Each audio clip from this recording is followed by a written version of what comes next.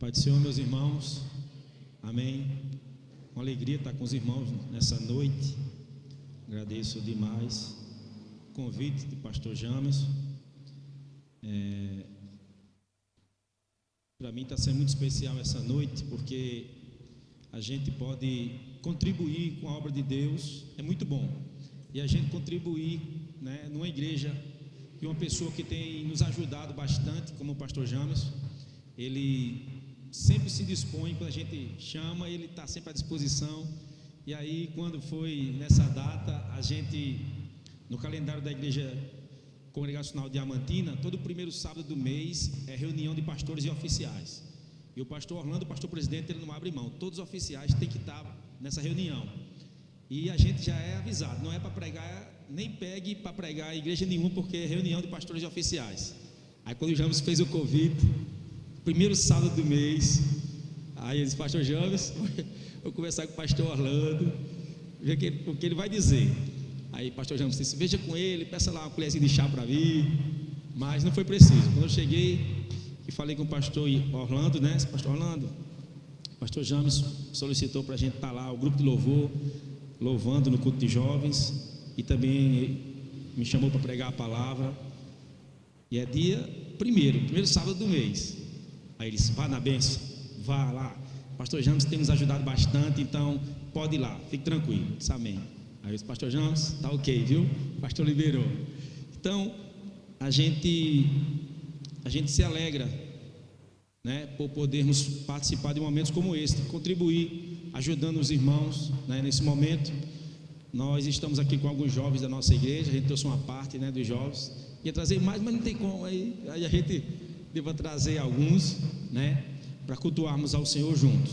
O pastor Jorge está ali também, tem sido uma pessoa que muito tem nos abençoado também. Sempre que a gente convida, ele está lá também contribuindo, já foi na escola bíblica dominical algumas vezes, Jorge?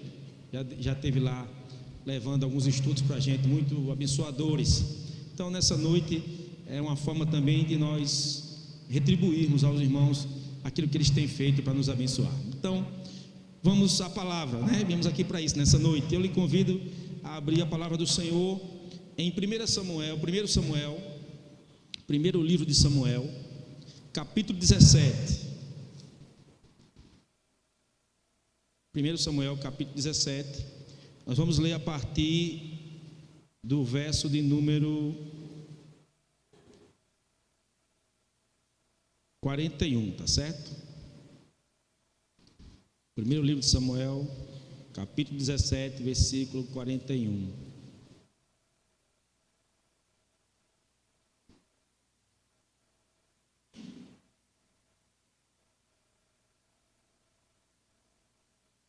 Esperar os irmãos acharem. Todos acharam? Amém? 1 Samuel, capítulo 17, verso 41.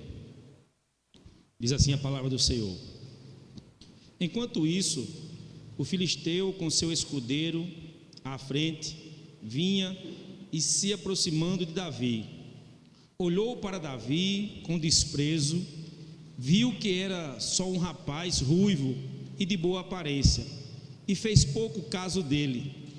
Disse ele a Davi: por acaso sou um cão para que você venha contra mim com pedaços de pau? E o filisteu amaldiçoou Davi, invocando seus deuses, e disse: vem aqui e darei sua carne às aves do céu e aos animais do campo. Davi, porém, disse ao filisteu: você vem contra mim com espada e com lança e com dardos, mas eu vou contra você em nome do Senhor dos exércitos, o Deus dos exércitos de Israel, a quem você desafiou. Hoje mesmo o Senhor o entregará nas minhas mãos. Eu o matarei e cortarei a sua cabeça. Hoje mesmo darei os cadáveres do exército filisteu às aves do céu e aos animais selvagens, e toda a terra saberá que há Deus em Israel. Todos os que estão aqui saberão que não é por espada ou por lança que o Senhor concede vitória, pois a batalha é do Senhor, e Ele entregará todos vocês em nossas mãos. Quando o filisteu começou a vir na direção de Davi, este correu para a linha de batalha para enfrentá-lo.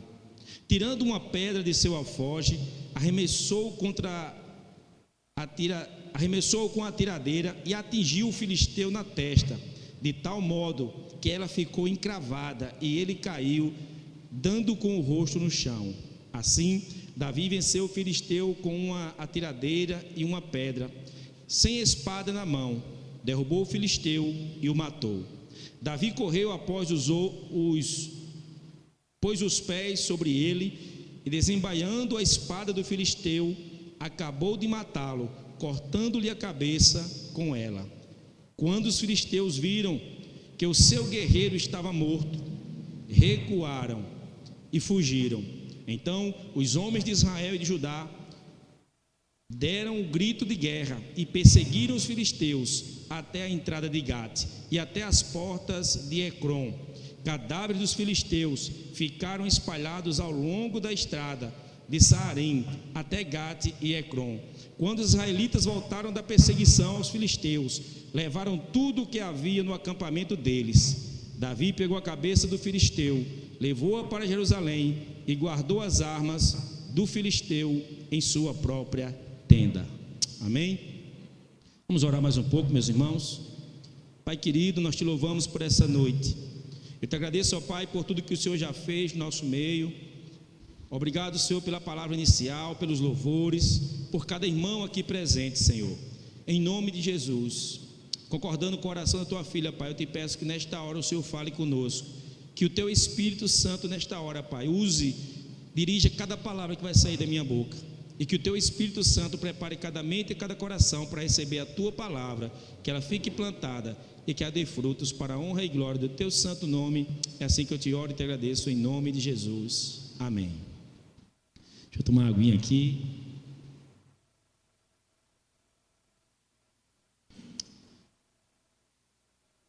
Meus irmãos, o que nós fazemos na vida ecoa na eternidade. O que nós fazemos na vida ecoa na eternidade. Você já ouviu essa frase em algum lugar? Ela é de um filme, Gladiador. Essa frase ela é mencionada quando Máximos, que é o general do exército romano, está encorajando a tropa para ir para uma batalha. E a fim de encorajar aqueles homens, ele diz: irmãos, o que fazemos nesta vida ecoa na eternidade. Essa frase, irmãos, ela tem verdades bíblicas aqui, porque durante todo o ensino de Jesus, ele nos chamou para vivermos uma vida seguindo a sua palavra, obedecendo a sua palavra, vivendo de maneira tal que a nossa vida seja para a glória de Deus. Todo o ensinamento bíblico, irmãos, ele nos convida a vivermos nesta vida com os pés na terra, mas com os olhos no céu. Todo o ensinamento bíblico nos mostra, irmãos, que, como a irmã orou aqui no começo, nós somos peregrinos, estamos aqui de passagem, aqui não é a nossa casa, aqui não é a nossa morada eterna. Às vezes a gente trata, né, esse mundo como a nossa morada eterna, mas não é. Aqui é nosso lugar de passagem. A nossa morada eterna está do lado do nosso Deus, é para lá que nós iremos. Porém, nós somos convidados pelo Senhor a vivermos uma vida para a sua glória, a vivermos para exaltar o seu santo nome. E tudo que nós fazemos aqui, irmãos, precisa de alguma maneira nos lembrar que nós vivemos para a eternidade.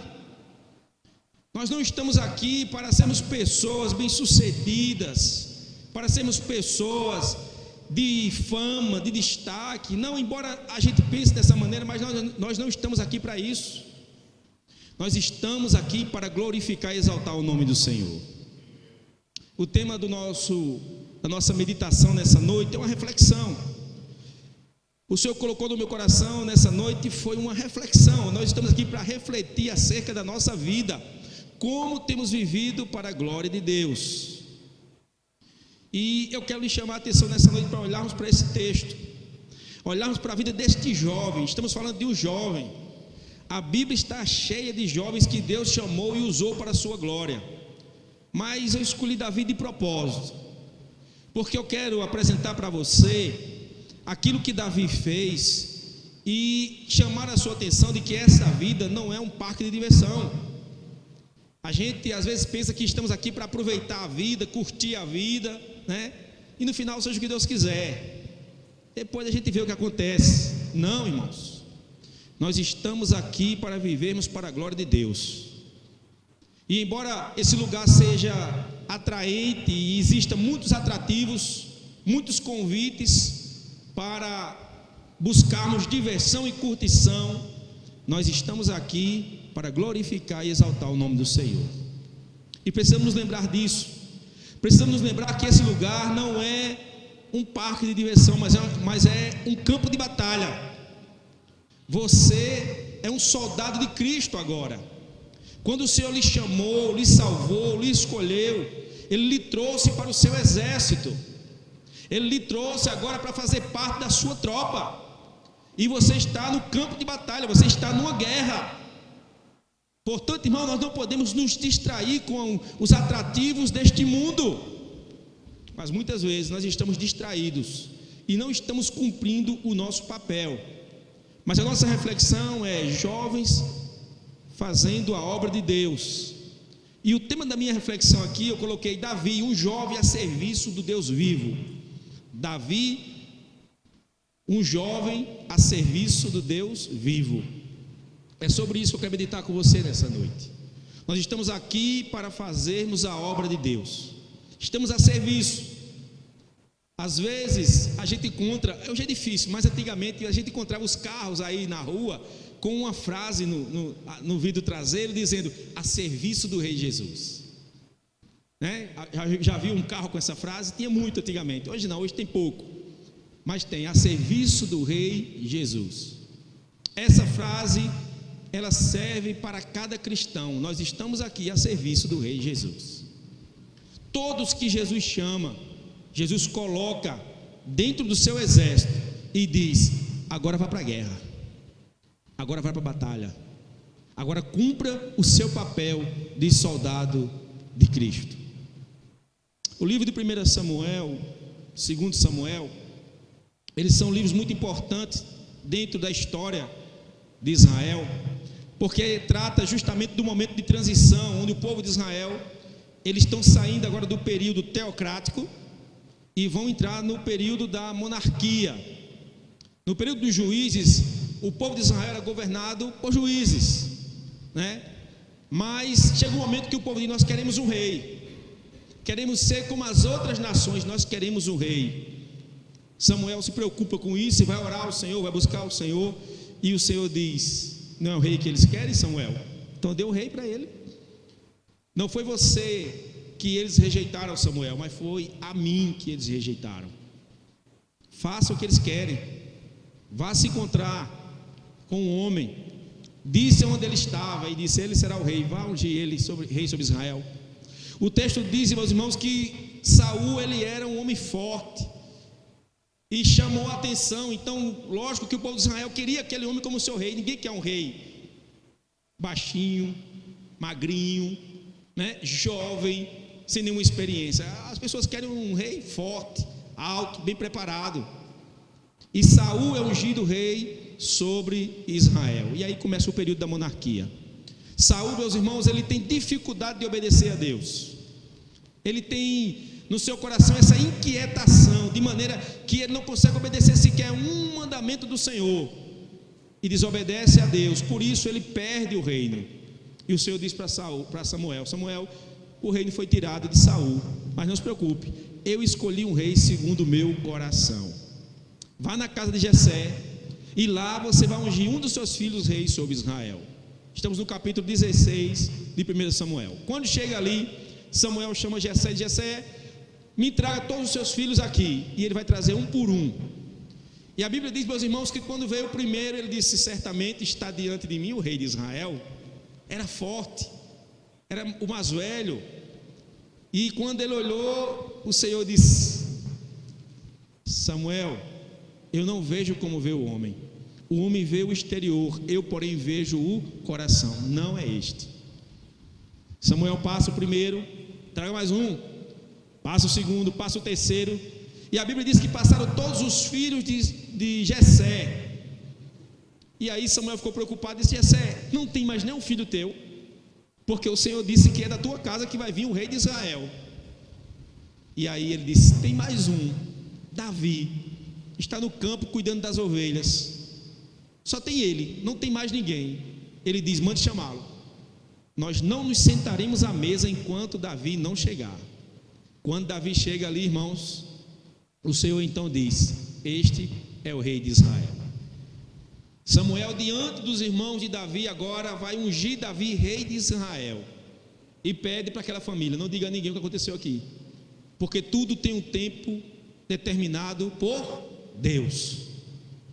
Davi guarda no seu coração, irmãos, aquele momento tão glorioso, onde ele sabe que foi separado e escolhido por Deus para uma grande obra em Israel, onde Saul está cada vez mais se afastando da palavra do Senhor.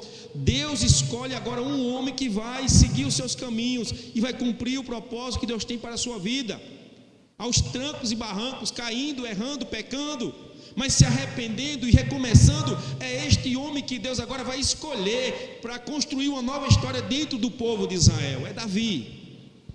E Davi é ungido rei, mas a sua vida continua do mesmo jeito. Ele vai para o campo cuidar das ovelhas. Enquanto isso, surge mais uma guerra entre os filisteus e o exército de Israel. Os filisteus eram os principais inimigos de Israel, e mais uma guerra acontece, e os 3 filhos mais velhos de Jessé são convocados para a guerra. Davi não, Davi é o mais jovem, Davi não tem experiência para empunhar uma espada. Davi está no campo porque ele sabe cuidar de ovelha. Quando chega ali aquela guerra, o exército de Israel é surpreendido, porque diferente das outras vezes que os filisteus vinham e combatiam Israel, agora eles escolhem um de seus guerreiros e desafia um dos guerreiros de Israel para um duelo, e aquele que vencesse o duelo seria agora o vencedor da guerra, e o exército vencido teria que ser submisso àquele que o venceu. Esse gigante é Golias, e todos os dias ele vai à frente e desafia, e diz para o exército de Israel: mande um representante de vocês para me enfrentar. Se vocês ganharem a guerra, nós seremos servos de vocês, porém se nós ganharmos, vocês irão nos servir. O texto diz, irmãos, que ninguém se prontificou para enfrentar o gigante filisteu. E eu costumo dizer que no exército do Senhor existem 2 tipos de pessoas: os que enfrentam os gigantes e os que fogem dos gigantes. No versículo 24 do capítulo 17 que nós lemos, diz que quando o gigante ia à frente, eles fugiam, apavorados, assustados. Até o próprio Saul, meus irmãos, se escondeu, se bem que essa é uma especialidade dele. Quando ele foi ungido rei, foram encontrá-lo escondido dentro das malas, por ali, porque na hora de ungir o rei se escondeu, desapareceu. E agora quando vem a guerra, e quando alguém vai à frente e diz: mande um representante, aquele rei tão arrogante, tão orgulhoso, se revela um verdadeiro covarde. Ele se esconde, e todos ali, por mais experientes que fossem, ninguém tem coragem de enfrentar o gigante filisteu. Mas Jessé vê o tempo passar, 40 dias, a guerra se processando, preocupado com os seus filhos que estão na guerra, chama Davi e diz: Davi, por favor, vá lá no campo, leve um queijo para os seus irmãos, leve alimentos lá para o exército e veja como estão os seus irmãos na guerra, me traga notícias, por favor. E Davi vai, deixa as ovelhas aos cuidados de alguém de confiança, e agora vai para o campo de batalha. Ele não foi convocado, ele não estava entre aqueles que foram alistados para a guerra. E quando chega ali, ele procura o exército e vê que todos estão acampados no vale, e o gigante filisteu do outro lado sai à frente e desafia. E Davi se surpreende com aquilo chama a atenção dele. Ele começa a perguntar agora: quem é esse gigante filisteu para afrontar o exército do Deus vivo? E todo mundo está ali conversando e dizendo: rapaz, o rei ofereceu a mão da filha dele, o rei ofereceu isentar a família do vencedor de impostos e dar riqueza a ele, mas ninguém tem coragem. E aí vai tu, Nascimento, vai lá, Nascimento, não dá para mim não, manda outra pessoa aí, manda o pastor Jorge Alberto, tem uma unção, Manda ele, mais forte, mais alto do que, né? Nascimento de Jorge Alberto é mais alto que eu, manda ele. Já está perto de Golias ali da altura. Ninguém, meus irmãos, se prontificava para enfrentar o gigante. E Davi vai passando no meio dos soldados, vai ouvindo aquela conversa e pergunta: o rei não ofereceu nenhuma recompensa para ninguém. Por quê? Peraí, será possível um negócio desse? O rei não ofereceu nada. Ele disseram: ofereceu a mão da filha, isentar a família do vencedor de impostos, dar riqueza, mas ninguém tem coragem. Os irmãos de Davi, quando vê, diz: Davi, o que você quer aqui? Sai de perto da gente, deixa de conversar, Davi. E aí Davi chega e diz: não se preocupe, eu vou enfrentar esse gigante. No exército de Deus existem aqueles que fogem dos gigantes, existem aqueles que enfrentam os gigantes. No verso 48 diz que quando o gigante veio à frente, Davi foi ao encontro dele. Davi não ficou esperando, Davi não ficou pensando: o que é que eu vou fazer? Davi não procurou uma estratégia para de alguma maneira derrubar o gigante. Não, ele vai enfrentar o gigante. Quem é você no exército do Senhor? Aquele que foge do gigante ou aquele que enfrenta os gigantes? Quem é você, jovem, na obra de Deus? Aquele que se dispõe a fazer a obra ou aquele que se esconde da sua responsabilidade na obra? Porque a obra de Deus, irmãos, é de todo cristão. Jovens, adultos, seja quem for, se você é salvo por Jesus Cristo, a obra de Deus é responsabilidade sua. Muita gente pensa que a idade, né, dos jovens é uma idade que os jovens, né, estão começando a conhecer algumas coisas da vida, então o jovem não tem muita responsabilidade. No reino de Deus não é assim. No reino de Deus, o jovem tem responsabilidade. Davi, meus irmãos, contempla o que está acontecendo e Davi assume o seu papel como alguém que faz parte do povo de Deus. Ele diz: eu não fui convocado para a guerra, eu não fui alistado para a guerra, mas eu sou parte do povo de Deus. Se ninguém vai enfrentar o gigante, eu vou. Se ninguém tem coragem, eu tenho. Se ninguém vai fazer, eu faço. Nós precisamos olhar para a obra de Deus, irmãos, e entender a necessidade que a obra de Deus tem. Procurarmos o nosso lugar na obra e dizer: Senhor, eis-me aqui, eu vou fazer o que o Senhor tem preparado para a minha vida. Todos nós, irmãos, recebemos dons do Espírito Santo. Aqui não existe nenhum incapaz. No reino de Deus não existe incapazes. Todos somos capazes de contribuir para o crescimento do reino de Deus e para a expansão do Evangelho nos 4 cantos da terra. Você é um representante do reino de Deus. Você faz parte do exército do Senhor. Davi assumiu a responsabilidade. Ele disse: eu vou. E levaram Davi ao rei. E o rei disse: espera aí, Davi, você é muito jovem, você é um moço, você não pode ir contra esse gigante. Ele é um soldado valente, experiente na guerra. Durante muito tempo ele enfrentou batalhas. Você não sabe lutar, Davi. E ele conta as suas histórias e diz: quando eu estava no campo, eu cuidava das ovelhas do meu pai. Pelo começo da história, já talvez não interessasse muito, né? Um campo de batalha, a gente está falando de uma guerra e de um gigante que vem afrontar o exército, e de um soldado valente, experiente, que quer vencer a batalha. Mas aquele que se dispõe a lutar, ele começa a sua história dizendo que é um pastor de ovelhas. E ele conta a sua história: eu estava no campo, veio um leão, eu segurei pela barba, matei o leão, matei o urso, e esse gigante filisteu, ele será também como um daqueles animais que eu matei nas minhas mãos. Saul diz: não tem tu? Vai tu mesmo. Coloca a armadura de Saul. Agora imagina, irmão, Saul era alto, Davi era baixo. Imagina a armadura do pastor Jorge Alberto em Nascimento, né? Não cabe a armadura. Quando colocaram em Davi, Davi não conseguia nem andar. Davi disse: tira isso aqui, eu não consigo usar estas coisas, as minhas armas são outras. Quais são as suas armas, Davi? Um cajado, um alfoge e algumas pedras. Era o que Davi tinha, irmãos. Ele vai para a guerra. O gigante filisteu zomba dele. Por acaso você vai enfrentar um cachorro que vem com pau e com pedra?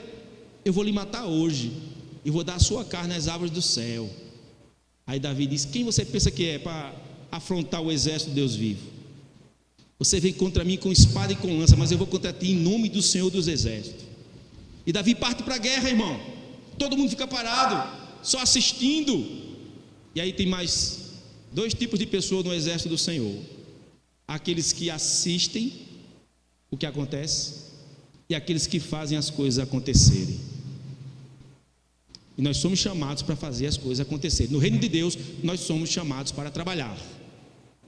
E Davi vai ao encontro do gigante e arremessa, pegou 5 pedras, mas só foi necessário uma, irmão. Só precisou de uma. Não tinha pontaria boa.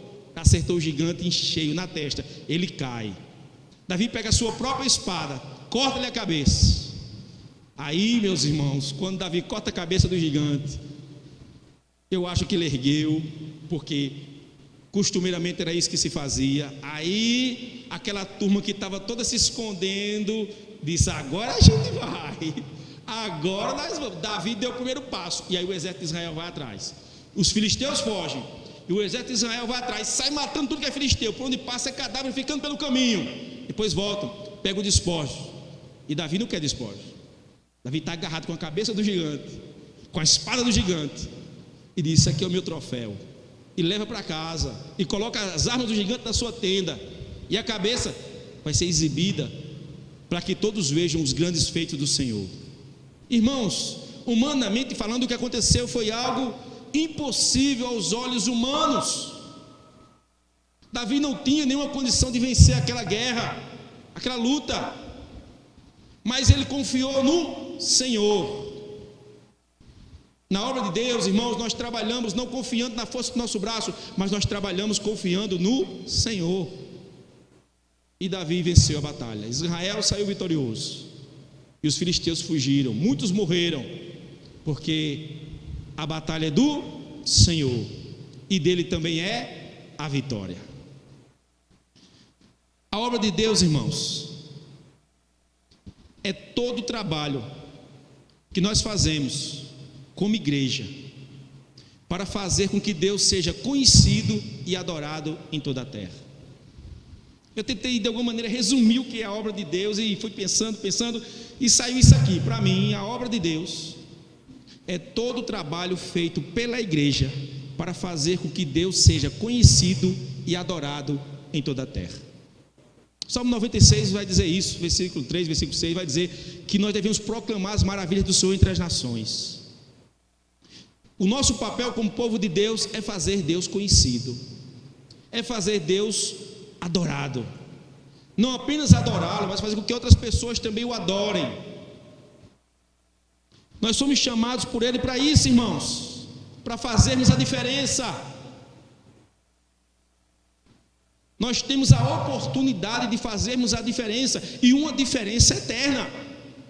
Nós temos a oportunidade de, alguma maneira, fazermos algo que seja visto na eternidade como alguma coisa que gerou crescimento e desenvolvimento no reino de Deus nesta terra. Nós somos chamados para isso. E eu quero aprender com você aqui algumas coisas sobre Davi. Primeiro, no versículo 31 ao versículo 37, nós vemos a disposição de Davi. Davi se dispõe. Davi se dispõe. Todo mundo está ali olhando, ninguém quer ir. Verso 37: o Senhor que me livrou das garras do leão e das garras do urso, me livrará das mãos desse filisteu. Diante disso, Saul disse a Davi: vá, e que o Senhor esteja com você. Saul vestiu Davi com a sua própria túnica, colocou-lhe uma armadura e lhe pôs um capacete de bronze na cabeça. Davi prendeu sua espada sobre a túnica e tentou andar, pois não estava acostumado com aquilo, e disse: não consigo andar com isto, pois não estou acostumado. Então tirou tudo aquilo e em seguida pegou o seu cajado, escolheu no riacho 5 pedras lisas, colocou-as na bolsa, isto é, no seu alforje de pastor, e com sua atiradeira na mão, aproximou-se do filisteu. Davi se dispôs. Em primeiro lugar, nós vemos a disposição de Davi. Ele disse: ninguém vai, eu vou, porque eu reconheço que eu tenho responsabilidade no que está acontecendo. A obra é de Deus, o povo é de Deus, eu sou parte do povo de Deus. O povo de Israel era conhecido como o povo de Deus. E Davi diz: como parte do povo de Deus, eu vou me dispor. Estou à disposição do Senhor para lutar contra esse filisteu. Você percebe que Davi é diferente de Jonas? No capítulo 1 de Jonas diz que o Senhor falou com Jonas e disse: dispõe-te e vai a Nínive, a grande cidade de Nínive, e prega contra ela, que eu vou destruí-la. E no versículo 3 do capítulo 1 de Jonas diz que Jonas se dispôs, mas para fugir da presença do Senhor. Olha a disposição de Jonas, irmão. Olha o coração dele. A disposição dele era para fugir da presença do Senhor, da sua responsabilidade. O Senhor lhe deu uma missão: Jonas, vai a Nínive e anuncia o que eu vou fazer, Jonas. E Jonas diz: eu vou, mas para lá não, vou para outro lugar. Quem é você? Davi, que se dispõe a fazer a obra de Deus, está disposto a fazer a obra? Ou você é como Jonas, que ainda que o Senhor fale assim claramente com você e diga: é você que tem que fazer, e você diz: eu não, manda outro, eu não. Quem é você? Aquele que está disposto a fazer a obra de Deus, ou aquele que está disposto a fugir da sua responsabilidade na obra de Deus? Eu repito, irmãos, aqui ninguém é inútil, todos temos dons dados pelo Espírito Santo. A nossa capacidade vem de Deus, disse o apóstolo Paulo. É dele a nossa capacidade. Então não esperamos que nós seremos preparados o suficiente para fazermos alguma coisa para Deus. A nossa capacitação vem dele, o Espírito Santo nos capacita com seus dons e nós podemos fazer alguma coisa na obra de Deus. Jovem, não espere chegar numa idade onde você vai estar mais maduro para fazer a obra. Faça hoje, faça aonde você será usado para a glória de Deus.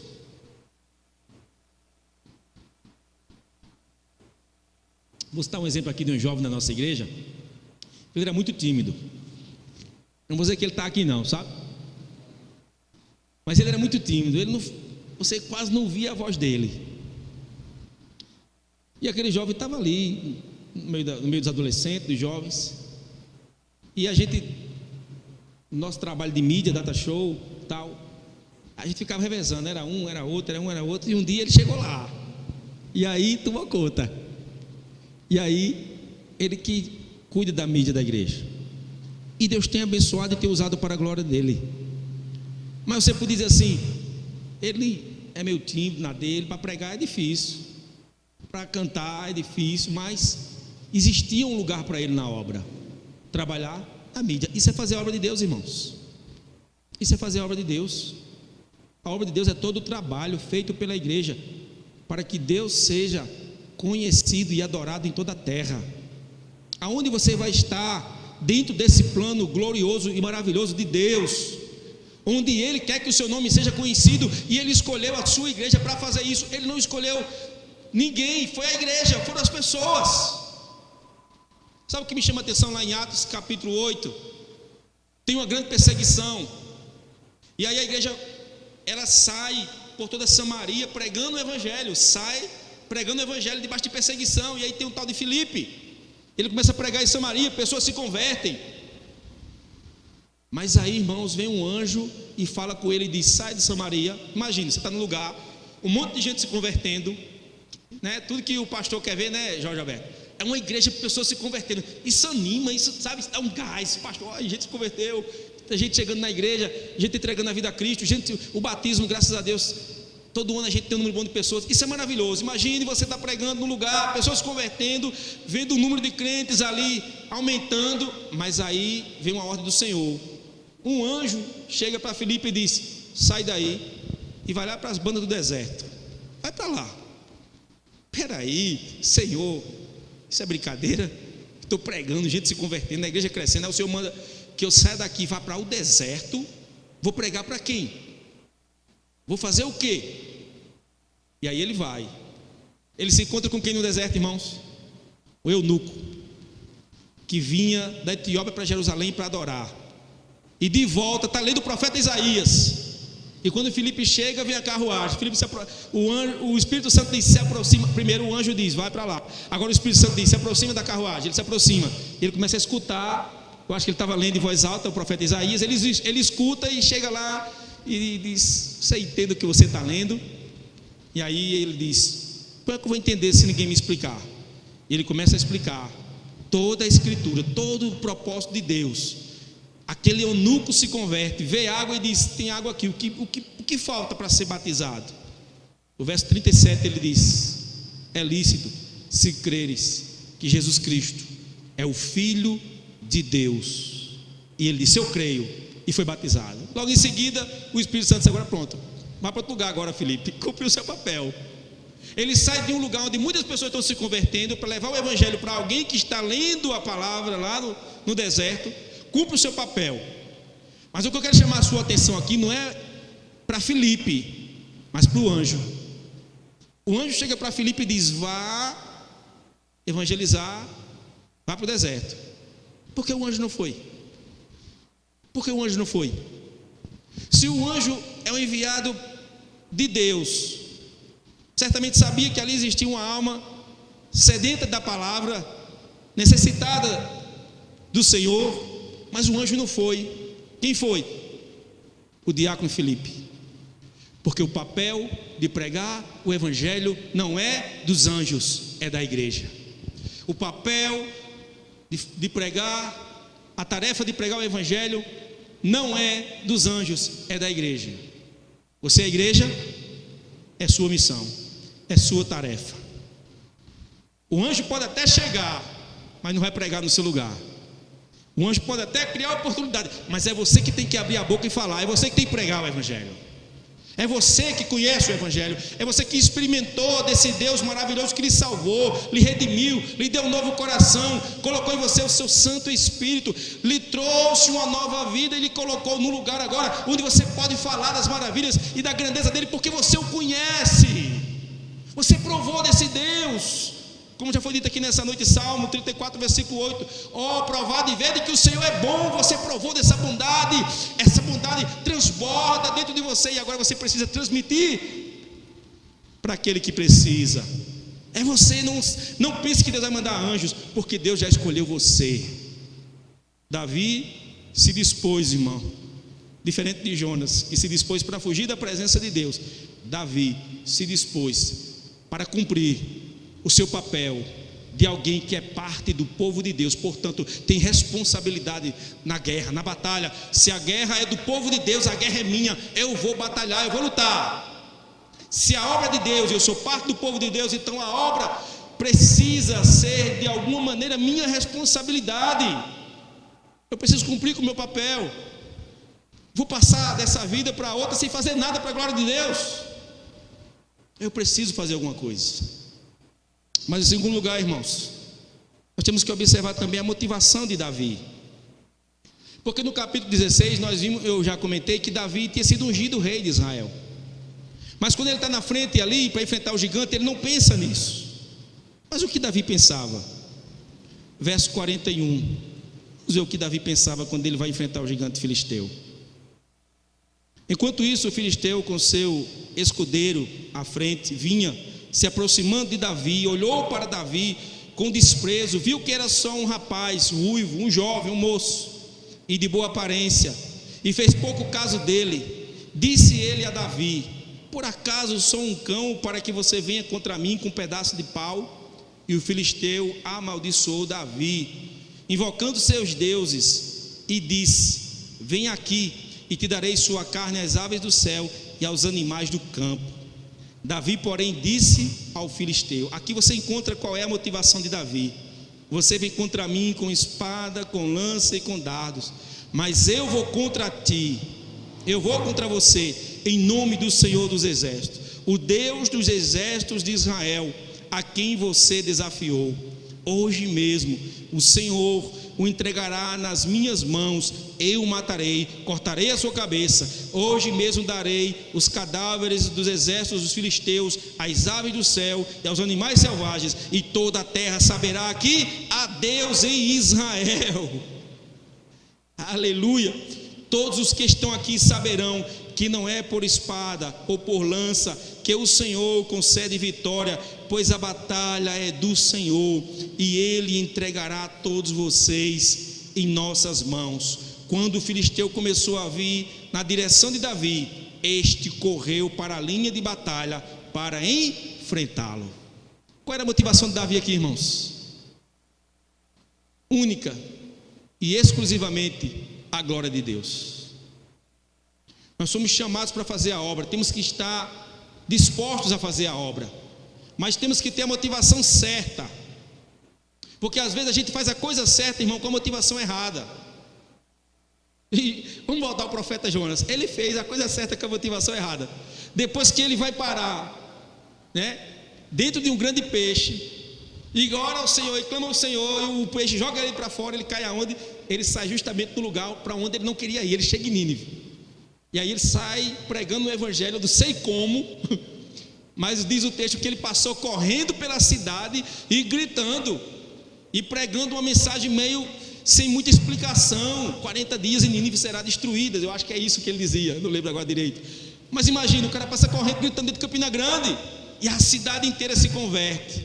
Aí Jonas para e olha e diz: ué. Aí ele para olhar, Deus mandar fogo e acabar com a cidade. Mas o povo se converteu, o povo se arrependeu. E onde há arrependimento, há misericórdia de Deus. Deus, ao invés de mandar o seu juízo para Nínive, agora ele manda o quê? A misericórdia. Então ele não vai punir os ninivitas, mas Jonas está ali, só olhando, esperando acontecer alguma coisa. Não acontece nada, aí ele fica indignado. Jonas fez a coisa certa com a motivação errada.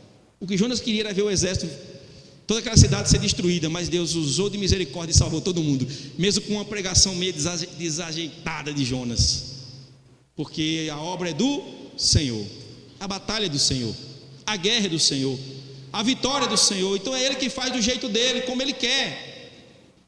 Nós temos apenas, irmãos, que nos sentimos privilegiados em sermos parte desse plano glorioso que o Senhor estabeleceu e nos convidou para fazer parte disso tudo. Ele nos escolheu. Davi foi escolhido por Deus, irmãos. Na lista daqueles que foram convocados para a guerra não estava o nome de Davi, mas Deus havia escolhido Davi antes, ungiu Davi, preparou uma situação onde o seu pai disse: vai lá, Davi, me traz notícia dos seus irmãos. E quando Davi vai, o que ele contempla é o quê? Um gigante afrontando o exército do seu Deus. E ele disse: isso não vai ficar assim, eu vou fazer alguma coisa. Você percebe, irmãos, como Deus trabalha? É Ele que escolhe, é Ele que separa, é Ele que diz: é você que eu vou usar, é você que eu quero usar. E você tem que estar como Isaías: eis-me aqui, Senhor, envia-me a mim. Aí, meus irmãos, a gente percebe que a disposição era algo que Davi tinha, mas ele também tinha a motivação certa. Por quê? Quando ele vai enfrentar o gigante filisteu, ele não vai pensando na riqueza que o rei vai dar, ele não vai pensando na mão da filha do rei: vou casar com quem? Com a filha do rei, minha família vai estar isenta de impostos. Não passava isso pela cabeça de Davi. O que passava na cabeça de Davi era: toda a terra saberá que há Deus em Israel. Sabe qual é a nossa motivação para pregarmos o evangelho? Toda a terra precisa conhecer quem é o verdadeiro Deus. Porque existem muitas religiões falando de muitos caminhos para chegar a Deus, mas nós conhecemos o caminho é Jesus. Nós precisamos dizer para as pessoas: todo mundo precisa saber que o caminho para Deus é Jesus, não tem outro. Quem vai dizer isso para as pessoas? Somos nós, eu e você. A motivação certa qual é? A glória de Deus. Gil, mas eu não vou ter um destaque não. Não tem destaque. No reino de Deus, irmãos, não existe pessoas de destaque, embora alguns hoje achem que conseguem ter um destaque, né? Tem todo uma logística, né? Agenda, assessores, né? Secretário, né? Não, quer me chamar para pregar, fale com a secretária. Ela vai ver na agenda. Ele nem sabe onde vai pregar amanhã, que sabe a secretária. Então alguns pregadores, né, tem essas coisas todas. Irmãos, nós temos que olhar e dizer: Senhor, que privilégio nós temos. O Senhor me chamou, me separou para ser parte desse plano de redenção. Eu vou anunciar e falar que Jesus é o caminho, a verdade e a vida. Eu vou anunciar e dizer para as pessoas que só Jesus salva. Eu vou dizer que só existe um Deus, e esse Deus mandou o seu Filho morrer na cruz do Calvário para salvar os piores dos pecadores, que Paulo disse, dos quais o pior sou eu. Mas eu acho que não é Paulo, sou eu. E você pode dizer: não, Gil, sou eu. E bem-aventurado é aquele que diz: sou eu, porque reconhece o seu estado e sabe que tudo que nós temos é a presença de Deus na nossa vida.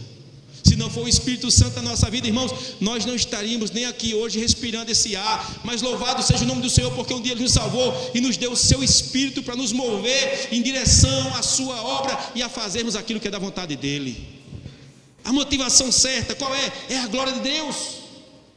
A motivação é única e exclusivamente a glória de Deus. Não existe outra motivação.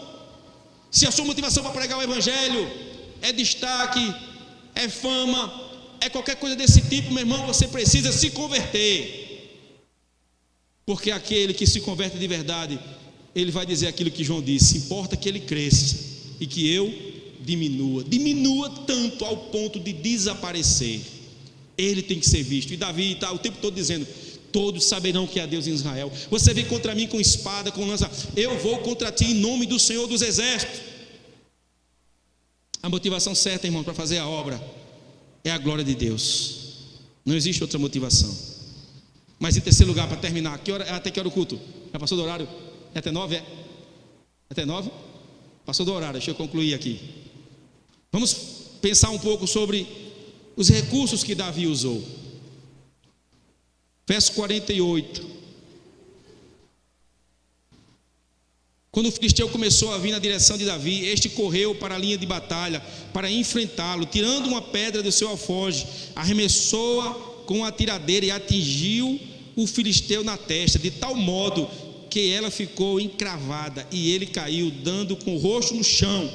Assim Davi venceu o filisteu com uma tiradeira e uma pedra. Dá vontade de rir, irmãos. Sem espada na mão, derrubou o filisteu e o matou. Davi correu, pôs os pés sobre ele e, desembainhando a espada do filisteu, acabou de matá-lo, cortando-lhe a cabeça com ela. Quando os filisteus viram que o seu guerreiro estava morto, recuaram e fugiram. Irmãos, quais eram os recursos de Davi? Um cajado, 5 pedras, um alforje, uma tiradeira, né, como queira. Dá vontade de rir? Eu ri.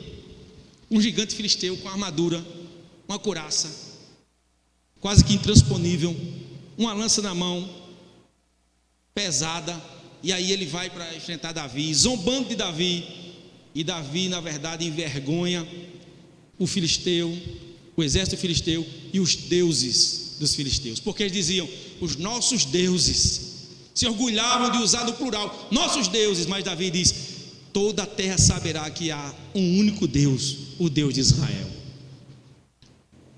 Quais os recursos que nós vamos usar na obra de Deus, irmãos? É o que nós temos, é o que nós sabemos fazer, é aquilo que a igreja está precisando, e a gente vai se encaixando ali na obra e vai dizendo: é aqui que o Senhor está me chamando. É da pregação da palavra, é dando aula na escola bíblica dominical, é fazendo parte do grupo de louvor, é ajudando no departamento infantil, ajudando no departamento de jovens, é simplesmente sendo frequentes no culto, que às vezes a gente acha que isso é bobagem. Mas aí aqui em Campinas tem um pastor que ele, outro dia pregando, ele disse que ele é um entusiasta da igreja local. Vocês não conhecem ele, mas está ali atrás sentado. Pastor James usou essa expressão outro dia, que é um entusiasta da igreja local. Eu faço coro com ele. Eu também entendo dessa forma, irmãos, que a igreja local é o lugar onde o Senhor nos colocou para crescer, para desenvolvermos, para encontrarmos o nosso lugar no reino, para descobrirmos qual é o nosso dom e saber como usá-lo, e dessa maneira contribuir para o crescimento do Evangelho em toda a terra. É no contexto da igreja local. E eu prego e ensino muito isso para os jovens na igreja lá. Você precisa congregar, você tem que vir para os cultos, tem que participar da escola dominical, porque é aqui que nós crescemos, irmãos. É aqui. Atos 13 é um texto que enche os meus olhos. Quando Paulo e Barnabé são separados para a obra missionária, onde eles estão? Na igreja de Antioquia. E a palavra diz lá em Atos 13 que ali existiam mestres, profetas, Existia um grupo de irmãos em oração, jejuando, servindo ao Senhor, e o Espírito Santo falou e disse: separai agora Barnabé e Saulo para a obra que eu tenho preparado para eles. Onde aconteceu isso, irmãos? No contexto da igreja local. Foi ali que o Espírito Santo falou, bradou e disse: separe esses dois homens, porque agora eles vão incendiar a terra. Aleluia!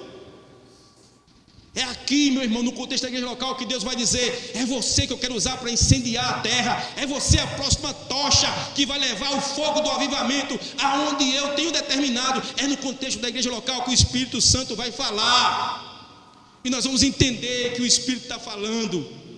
Existia uma atmosfera espiritual na igreja de Antioquia, de maneira que tinha ensino da palavra, tinha vida de devocional, tinha vida de piedade. Os cristãos estavam ali com o coração quebrantado, em jejum, em oração. Ninguém jejuava para receber bênção, jejuavam simplesmente para receber mais de Deus. E recebendo mais de Deus, Deus disse: saiam e levem o que vocês têm, porque tem muito depósito e vocês precisam transbordar para aqueles que precisam receber mais da minha presença. Desculpe se eu estou gritando, irmão, mas é que eu prego assim. Se chama o seu entusiasta da igreja local, eu sou um empolgado quando eu estou pregando, porque me empolga, irmãos, saber que Deus usa pessoas simples. Saulo e Barnabé. Leia a história depois de Atos 13, irmão. Depois de Atos 13, a história da humanidade nunca mais foi a mesma. Quer dizer, depois de Cristo, né? Mas dali em diante o evangelho vai sair para os gentios, para os confins da terra, para a Europa, para Campina Grande, para os lugares vizinhos. Onde você imaginar que existisse uma alma precisando do Senhor, a obra vai chegar, porque a obra é dele. E você pode dizer assim: não vou fazer não, porque Deus vai usar alguém. Vai usar alguém, mas você vai perder o privilégio de ser usado por Deus na obra dele. É privilégio, é privilégio. João 15,16, o Senhor disse: não fosse vós que escolhestes a mim, mas fui eu que vos escolhi e vos designei para que vades e deis fruto, e o vosso fruto permaneça. Você foi escolhido para frutificar. Onde estão os frutos, irmãos? Davi disse: eu sou um escolhido do Senhor. Eu não posso simplesmente ficar olhando o que está acontecendo como se não fosse minha responsabilidade. Eu preciso fazer alguma coisa. Você não pode simplesmente, irmão, olhar para esse mundo, ver o que está acontecendo e dizer: deixa como está, logo o Senhor volta, e a gente sai daqui, e a gente vai lá para o céu, senta na mesa lá e provar do banquete que Ele tem preparado para a gente, e vamos conhecer aqueles grandes heróis da fé que de alguma maneira contribuíram para que a gente chegasse lá. Então vamos lá agradecer a eles pelas lições, pelos ensinamentos, pelas mensagens através da sua vida que eles deixaram para a gente. Vamos lá participar disso com eles. Não, irmãos, temos que entender que enquanto estivermos aqui, nós temos responsabilidade na obra de Deus. Seja você de pouca idade ou de muita idade, você tem responsabilidade na obra de Deus. É você que vai pregar o evangelho, não é outro. É você que vai fazer o Senhor conhecido e adorado em toda a terra. Para terminar, irmãos, eu quero que você dê um pulo aí para o verso de número 56.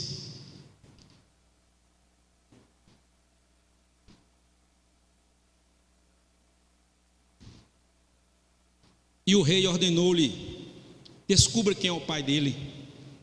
Logo que Davi voltou, depois de ter matado o filisteu, Abner levou-o perante Saul. Davi ainda segurava a cabeça de Golias, claro, o troféu, né? E Saul lhe perguntou: de quem você é filho, meu jovem? Respondeu Davi: sou filho de teu servo Jessé, de Belém. Agora leia comigo só a parte A desse versículo. E Saul lhe perguntou: de quem você é filho, meu jovem? De quem você é filho, rapaz? De quem você é filho, moço? Eu não sei como está a sua tradução, mas eu quero terminar nessa noite deixando essa pergunta no seu coração: de quem você é filho, jovem? Quem é o seu pai, meu jovem? E você pode responder: meu pai é José, é João, é Raimundo, Francisco, Hermógenes, que era o nome do meu pai. Mas nós temos um pai, e o nosso pai é o nosso Deus. Eu acho que isso é um privilégio maior do que aquele que Davi teve, porque Davi teve o privilégio de ser servo de Deus E nós temos esse privilégio de poder chamá-lo de Pai. Porque só depois que Jesus veio e nos ensina a orar, quando foi perguntado: Senhor, ensina-nos a orar. E ele diz: quando orar, de dizer assim: Pai nosso que estás no céu. Irmãos, aquilo é impactante, porque os judeus não se dirigiam a Deus dessa maneira, eles não chamavam Deus de Pai. Mas Jesus vem e diz: quando vocês orarem, digam assim: Pai nosso. Quem é o seu pai, meu jovem? Quem é o seu pai, minha jovem? Você pode dizer: meu pai é o meu Deus? Você pode dizer isso? Porque quando Jesus Cristo morreu naquela cruz, Ele nos tornou filhos de Deus. Diz lá em João, capítulo 1, versículo 12, que Ele veio para os que eram seus, mas os seus não o receberam. Mas a todos quanto o receberam, deu-lhes o poder de serem feitos o quê? Filhos de Deus. Quem é o seu pai, meu jovem? Davi disse: é Jessé. Mas ele podia ter dito: é o meu Deus. Também estava certo. Mas nós hoje temos que afirmar: o nosso pai é o nosso Deus. E se você afirma dessa forma: o meu pai é o meu Deus, então você é responsável pela obra de Deus. E eu quero concluir com uma frase de Spurgeon. Ele diz que o Senhor nos capacitou com o Espírito Santo. O Espírito Santo é o poder que nos faz segurar o escudo e empunhar a espada. O Espírito Santo é o poder para nós podermos atuar, sofrer, servir, lutar e vencer. O Senhor nos deu o Espírito Santo, irmão. Se disponha com a motivação certa. E não se preocupe com os recursos, porque o maior recurso nós temos, o maior recurso da igreja é o Espírito Santo. No livro A Maior Luta do Mundo, de Spurgeon, ele descreve o Espírito Santo como a força da igreja. Ele fala do arsenal, que é a palavra. Ele fala do exército, que é a igreja. E ele fala da força, que é o Espírito Santo. Então estamos capacitados, irmãos, pelo poder do Espírito Santo. O que nos falta para fazer a obra? O que te falta, jovem, para fazer a obra? Olhe para a vida de Davi e diga: Senhor, a partir de hoje eu quero ser como Davi. Eu quero estar à tua disposição para fazer a obra. Eu quero ter a motivação certa. E eu não vou me preocupar com os recursos, porque eu já tenho tudo o que eu preciso. Eu tenho o teu Espírito. Amém?